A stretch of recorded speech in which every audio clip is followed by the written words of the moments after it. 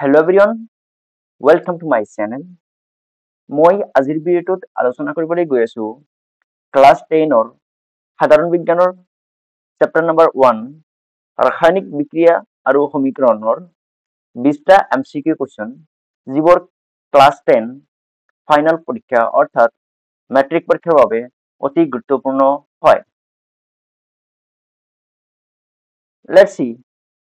Question number 1. পানিৰ বিদ্যুৎ বিশ্লেষণ তলৰ কোনটো বিক্ৰিয়াৰ উদাহৰণ? পানিৰ বিদ্যুৎ বিশ্লেষণ তলৰ কোনটো বিক্ৰিয়াৰ উদাহৰণ? অপশনবোৰ তলত দিয়া আছে চোৱা। অপশন এ সংযোজন, অপশন বি বিয়োজন, অপশন সি অপহৰণ, অপশন ডি তাপবৰ্জি। তোমালোকে ভিডিঅ'টো পজ কৰা আৰু শুদ্ধ উত্তৰ দিবলৈ চেষ্টা কৰা। তোমালোকে কাউন্ট কৰিবা 20টা কোৱেশ্চনৰ ভিতৰত তোমালোকৰ কিমানটা কাৰেক্ট হৈছে আৰু কিমানটা ভুল হৈছে। ঠিক আছে, টাইম ষ্টাৰ্ট নাও। শুদ্ধ উত্তৰ হল বিয়োজন। পানীৰ বিদ্যুৎ বিশ্লেষণ তলৰ কোনটো বিক্ৰিয়াৰ উদাহৰণ? বিয়োজন বিক্ৰিয়াৰ উদাহৰণ। ঠিক আছে, কোৱেশ্চন নম্বৰ 2। তলৰ কোনটো বিক্ৰিয়াত বিক্ৰিয়ক পদাৰ্থ দুটাৰ মাজত আয়নৰ বিনিময় ঘটে? অপশনবোৰ দিয়া আছে। এ অপহৰণ, বি বিয়োজন, সি বি অপহৰণ, ডি সংযোজন। তোমালোকে ভিডিঅ'টো পজ কৰা আৰু শুদ্ধ উত্তৰ দিবলৈ চেষ্টা কৰা।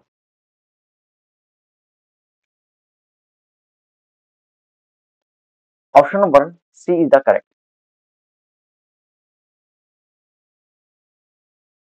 Question number 3. প্ৰাকৃতিক গেছৰ দহনৰ Question number 3. প্ৰাকৃতিক গেছৰ দহন তলৰ কোনটো বিক্ৰিয়াৰ উদাহৰণ? যেতিয়া প্ৰাকৃতিক গেছ দহন কৰা হয় তেতিয়া কোনটো বিক্ৰিয়া উৎপন্ন হয়? অপশনবোৰ দিয়া আছে। এ তাপগ্ৰাহী, বি তাপবৰ্জি, সি সংযোজন, ডি অধক্ষেপণ। আৰু টাইম ষ্টাৰ্ট নাও। তাপবৰ্জি। যেতিয়া কোনো প্ৰাকৃতিক গেছ দহন কৰা হয় তেতিয়া কি হয়? তাপ উৎপন্ন হয়। সো এইটো হল তাপবৰ্জি বিক্ৰিয়া। তোমালোকে ভিডিঅ'টো পজ কৰিবা আৰু শুদ্ধ উত্তৰ দিবলৈ চেষ্টা কৰিবা। ঠিক আছে, question number 4. Zinc oxide plus carbon gives zinc plus carbon monoxide. এই বিক্ৰিয়াত জাৰিত আৰু বিজাৰিত পদাৰ্থ দুটা ক্ৰমে। যিটো বিক্ৰিয়াত দিয়া আছে এইটো বিক্ৰিয়াত জাৰিত আৰু বিজাৰিত পদাৰ্থ দুটা কি কি? অপশনবোৰ দিয়া আছে। Option A, option B, option C, option D. তোমালোকে ভালকৈ চোৱা আৰু ভিডিঅ'টো পজ কৰি দিয়া। ভিডিঅ'টো পজ কৰাৰ পিছত তোমালোকে শুদ্ধ উত্তৰ দিবলৈ চেষ্টা কৰা। ঠিক আছে, আৰু অপশন নম্বৰ ডি হল ইয়াৰ শুদ্ধ উত্তৰ।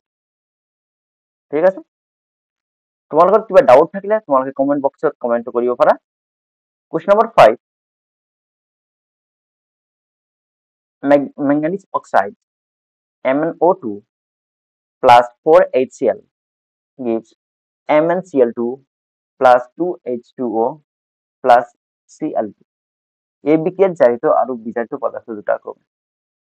যিটো বিক্ৰিয়া আছে এইটো বিক্ৰিয়াত কোনটো পদাৰ্থ জাৰিত হৈছে আৰু কোনটো বিজাৰিত হৈছে? অপশনবোৰ তলত দিয়া আছে। তোমালোকে ভালদৰে চাই লোৱা আৰু ভিডিঅ'টো পজ কৰি ল'বা আৰু পজ কৰাৰ পিছত তোমালোকে শুদ্ধ উত্তৰ দিবা। আৰু ইয়াৰ শুদ্ধ উত্তৰ হ'ব অপশন এ। HCl হল ইয়াত HCl জাৰিত হৈছে আৰু MnO2 বিজাৰিত হৈছে। তোমালোকৰ যদি কিবা ডাউট থাকে তোমালোকে কমেন্ট বক্সত কমেন্ট কৰিবা। মই সেইটো কোৱেশ্চন ডিসকাস কৰি দিম তোমালোকৰ লগত যদি কিবা বুজিব টান হৈছে। ঠিক আছে, কোৱেশ্চন নম্বৰ 6. মেগনেছিয়ামৰ ফিতা এডাল বায়ুত দহন কৰিলে উৎপন্ন হোৱা বগা পাউডাৰবিধ হল। যেতিয়া মেগনেছিয়ামৰ ফিতা এডাল বায়ুত দহন কৰা হয় তেতিয়া বগা পাউডাৰ উৎপন্ন হয়। অপশনবোৰ দিয়া আছে। Magnesium carbonate, option B magnesium nitrate, option C magnesium oxide, option D magnesium hydroxide. ভিডিঅ'টো পজ কৰা আৰু শুদ্ধ উত্তৰ দিবলৈ চেষ্টা কৰা। ঠিক আছে, আৰু ইয়াৰ শুদ্ধ উত্তৰ হ'ব অপশন সি মেগনেছিয়াম অক্সাইড। যেতিয়া মেগনেছিয়ামৰ ফিতা এডাল বায়ুত দহন কৰা হয় তেতিয়া বগা পাউডাৰ উৎপন্ন হয় আৰু সেইবিধ হল মেগনেছিয়াম অক্সাইড। কুৱেশ্যন 7 পোৰা চূণে পানীৰ লগত কৰা বিক্ৰিয়াটো তলৰ কোনটো বিক্ৰিয়াৰ উদাহৰণ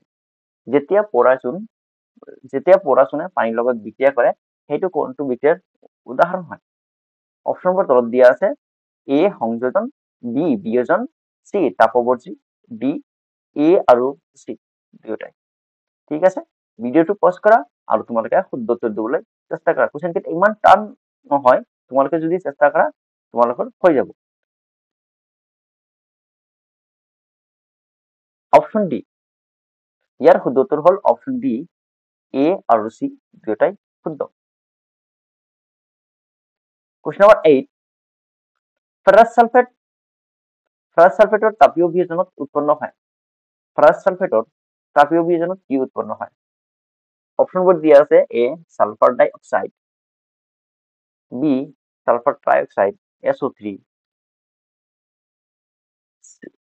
সি Fe2O3 ডি উপৰৰ আটাইকেইটা ঠিক আছে ইয়াৰ শুদ্ধ উত্তৰ হ'ব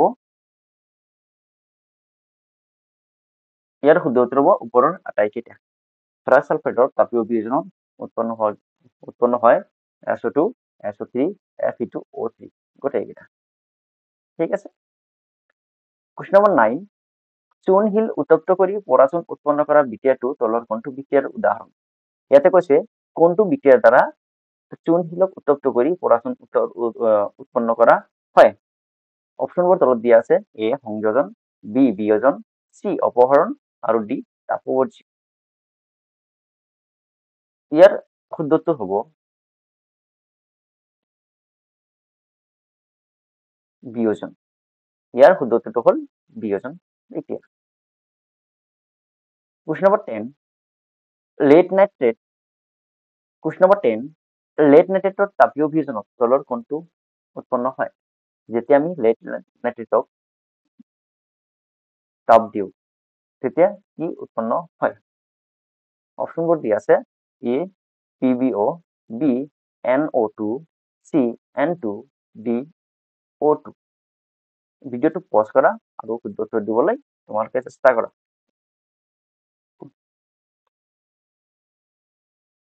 ইয়াৰ কাৰেক্ট আনসাৰ হ'ল N2 নাইট্ৰজেন গেছ তোমালোকে কি কৰা ভালদৰে শুদ্ধ উত্তৰ দিবলৈ চেষ্টা কৰিবা যাতে তোমালোকে আউট অফ 20 কাৰেক্ট কৰিব পাৰা কুৱেশ্যন নম্বৰ 11 চিলভাৰ ব্ৰোমাইড সূৰ্যৰ পোহৰত চিলভাৰলৈ পৰিণত হোৱাটো তলৰ কোনবিধ বিক্ৰিয়াৰ উদাহৰণ ইয়াতে কৈছে চিলভাৰ ব্ৰোমাইড যেতিয়া সূৰ্যৰ পোহৰত ৰখা হয় তেতিয়া কোনটো বিক্ৰিয়াৰ দ্বাৰা চিলভাৰলৈ পৰিণত হয় অপশ্যনবোৰ দিয়া আছে এ বিয়োজন বি সংযোজন সি তাপগ্ৰাহী ডি এ আৰু সি দুয়োটাই আৰু ইয়াৰ শুদ্ধ উত্তৰ হ'ব ডি এ আৰু সি দুয়োটাই বিয়োজন আৰু তাপগ্ৰাহী কুৱেশ্যন নম্বৰ 12 কপাৰ সালফেট দ্ৰৱত জিংক টুকুৰা প্লাই জিংক সালফেট আৰু কপাৰ উৎপন্ন হয় এই বিক্ৰিয়াটো তলৰ কোনবিধ বিক্ৰিয়াৰ উদাহৰণ যেতিয়া কি কৰা হয় কপাৰ সালফেটৰ সলিউশন এটা জিংক এটুকুৰা প্লাই দিয়া হয় তেতিয়া জিংক সালফেট আৰু কপাৰ উৎপন্ন হয় এইটো কোনটো বিক্ৰিয়াৰ উদাহৰণ ঠিক আছে অপশ্যনবোৰ তলত দিয়া আছে এ অপহৰণ বি অধ্যক্ষেপণ সি ডি অপহৰণ আৰু ডি সংযোজন ভিডিঅ'টো পজ কৰা আৰু শুদ্ধ উত্তৰ দিবলৈ চেষ্টা কৰা আৰু ইয়াৰ শুদ্ধ উত্তৰ হ'ব অপশ্যন এ অপহৰণ বিক্ৰিয়া question number 13 BaCl2 barium chloride plus sulfuric acid gives barium sulfate BaSO4 plus 2HCl এই বিক্ৰিয়াটো তলৰ কোনবিধ বিক্ৰিয়াৰ উদাহৰণ অপশ্যনবোৰ তলত দিয়া আছে এ অপহৰণ বি ডি অপহৰণ অপশ্যন সি অধ্যক্ষেপণ অপশ্যন ডি বি আৰু সি ইয়াৰ শুদ্ধ উত্তৰ হ'ব ডি বি আৰু সি কুৱেশ্যন নম্বৰ 14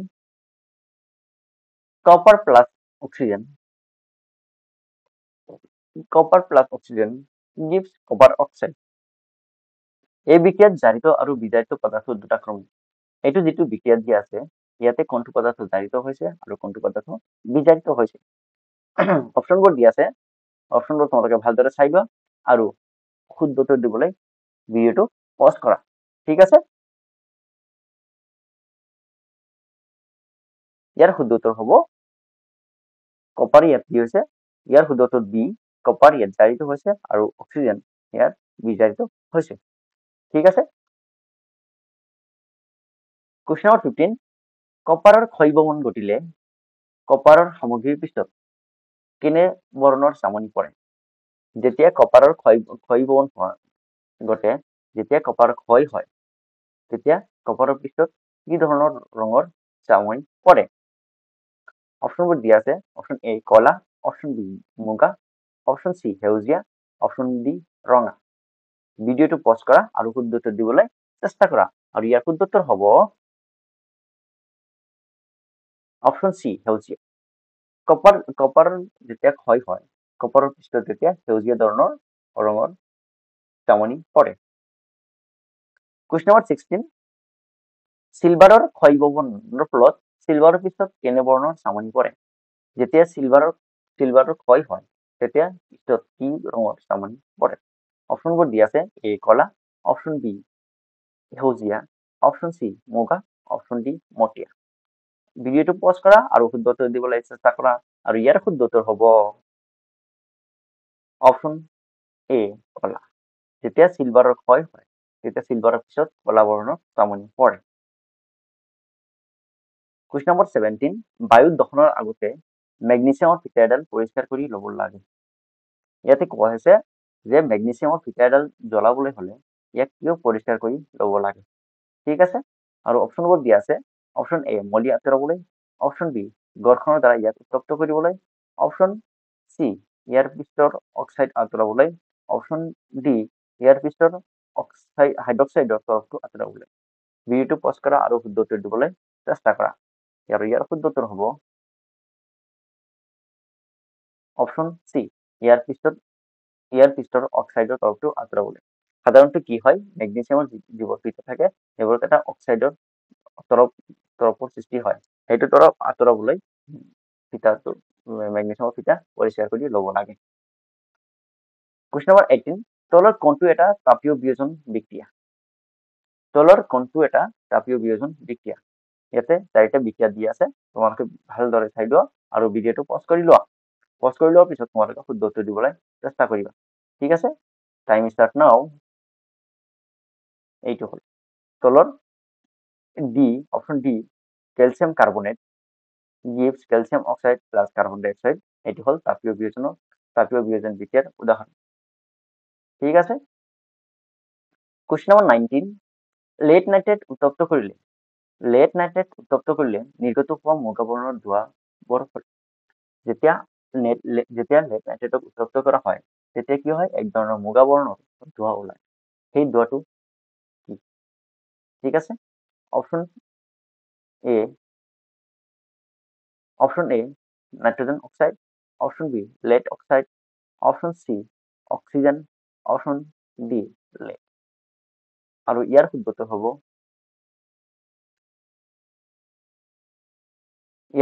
হ'ল নাইট্ৰাছ অক্সাইড NO2। ইয়াৰ শুদ্ধ উত্তৰ হ'ল নাইট্ৰাছ অক্সাইড। যেতিয়া লেড নাইট্ৰেট উত্তপ্ত কৰা হয় তেতিয়া মুগা বৰ্ণৰ ধোঁৱা উৎপন্ন হয় আৰু সেইবিধ ধোঁৱা হ'ল নাইট্ৰাছ অক্সাইড। ঠিক আছে, কোশ্চেন নম্বৰ 20 তোমালোকে কি আছে, এটা বিক্রিয়া দিয়া আছে XPV whole into NO3 whole into 2 gives YPBO plus ZNO2 plus oxygen।